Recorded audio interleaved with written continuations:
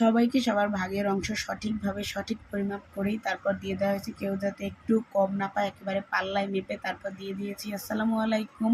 কুরবানি বলে কথা, তাই কোরবানির মাংস সবাইকে সম পরিমাণে ভাগ করে পাল্লায় মেপে মেপে সবাইকে দিয়ে দিয়েছি, সাথে পাড়া প্রতিবেশী যারা ছিল তাদেরকেও দিয়েছি আলহামদুলিল্লাহ।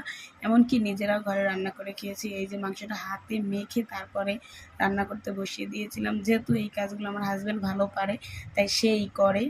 আমি জাস্ট একটু দেখতে গেছিলাম যে কত দূর রান্নাবান্না হলো, আর সে বলতেছে এখনও হয় নাই, দাঁড়াও আমি একটু দেখি যে কতটুকু হয়েছে। পরে তো আমি একটা মাংস এই চেরায় উঠিয়ে দিলাম, আমাদের এই ভাষায় বলে এটাকে চেরা, বা যাই হোক লাহুর বা কী বলে না বলে চেরাই বলি আমরা। তো সে বলতেছে এটা হয় না, হলে আমি তোমাকে বলবো। আর আমার মা আগেই খিচুড়ি রান্না করে রেখে দিয়েছিল, কারণ মাংস কখন না কখন হয়, ওটা শুধু জাস্ট যখন হবে তখন রান্না করে নিলেই হবে। বিশ্বাস করেন খুবই মজা হয়েছিল। আর কে কে এরকম খিচুড়ি দিয়ে মাংস খেয়েছেন আজকের দিনে অবশ্যই কমেন্ট করে জানাবেন। আর আমাদের জন্য সবাই বেশি বেশি দোয়া করবেন, আমরাও করি। আর সবাইকে ঈদ মোবারক, সবাই ভালো থাকবেন, সুস্থ থাকবেন। আজকের ভিডিওটা এই পর্যন্তই। আল্লাহ হাফেজ।